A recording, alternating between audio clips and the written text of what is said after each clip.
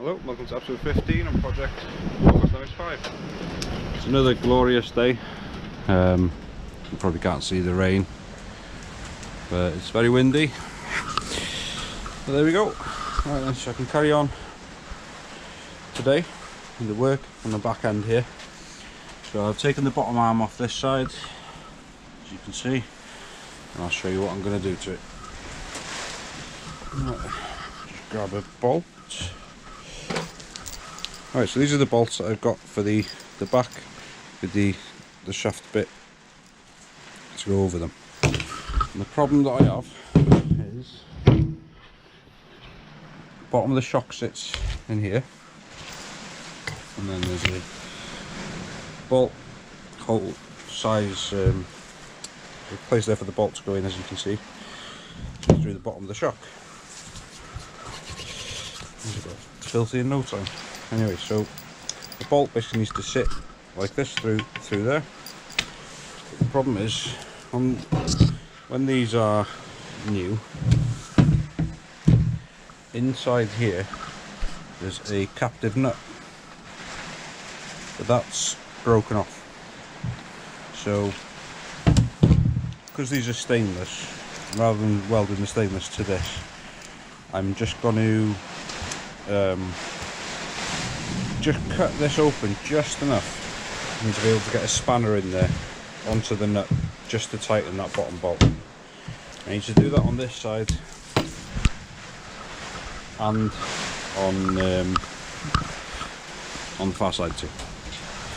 So that's my first job. Then after that I will get the car back down, set the right height where I want it.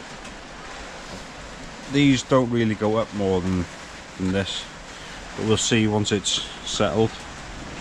Let's see how far this then is away from here, because what I'm thinking is, I'm not sure what the light is like for you guys, but I'll try and explain. This here, as you can see, the little mark there was hitting this piece that I put in to hold the side panels, if you remember. So what I'm thinking is that this might have to be cut around here, and then something made to square it off a little bit, just to give this some room for travel. And once that's done, as soon as that's done, hopefully in this video, I'm going to throw the engine gearbox, prop shaft, PPF in, because I think that's a big step. So I don't know if you can see again with the rain like it is today. Try and zoom in on the car. Zoom. You can see it hitting the bonnet of the Mondeo there. Hammering down rain. So I'll get on with it and get back to you.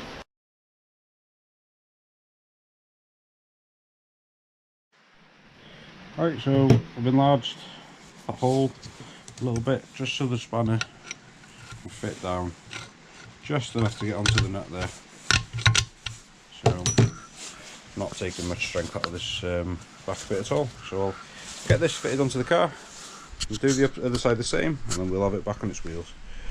Right, that's them two bottom arms done. So the shocks are fully bolted on now. And what I found I did was I put the shocks that were supposed to be on the back on the front, but the ones that were supposed to be on the front on the back. So that's why I had clearance issues, because the back was just slightly longer. So with that one there now, I have clearance from this bar, and even at the shock on its softest setting, I have movement and it doesn't hit. So yeah, so the back now is a little bit further off the floor, just how I want it, and the whole sort of what do you call it, the sort of ride height is much better now, it's more level. So yeah, I'll get the, I'm gonna have some lunch now. I'll chuck probably the prop shaft and the PPF in first, then the engine and gearbox. Turn the car around, put the engine and gearbox in. So that's the next job. Right, a little update on progress. I've painted the prop shaft. There's the prop shaft there, so I've got a little bit of a fire going just to warm that up. Giving the engine mount a clean, and we're giving the PPF a clean. Obviously turned the car around, ready to put the engine in, because it's not very nice out there today. And just before I do that, I'm just going to bolt the PPF to the diff down there. So once I've got that done, I'll drop the back end of it back down, and then once the engine gearbox are in, I can bolt them straight up to the PPF, and then that will give me the forwards and back position, and the engine should drop into one mount here, one mount there. So yeah, that's what I'm up to. So I'll get that bolted up, and then I'll get the engine gearbox bolted together. Right, so it doesn't look a bit like I will be connecting the PPF to the diff, as I seem to have lost the big steel spacer that goes, try and show you. I've lost the big steel spacer that goes underneath the diff. I've got the top spacer, I've got two of them, but I've obviously misplaced the bottom one, so I'm going to have to get one of them before I can connect that end. But I should still be able to connect this in, so I'll get on with putting the engine in and get somewhere today. Right, so the engine and gearbox bolted back together. There we go. So that's ready to be lifted into the hole there. I've put the engine mounts in. I'm not sure yet if that's a mistake or not. But what I might do is just unbolt one, because they're easy enough to take off. So I'll do that, get you on time lapse, and then we'll get this engine in.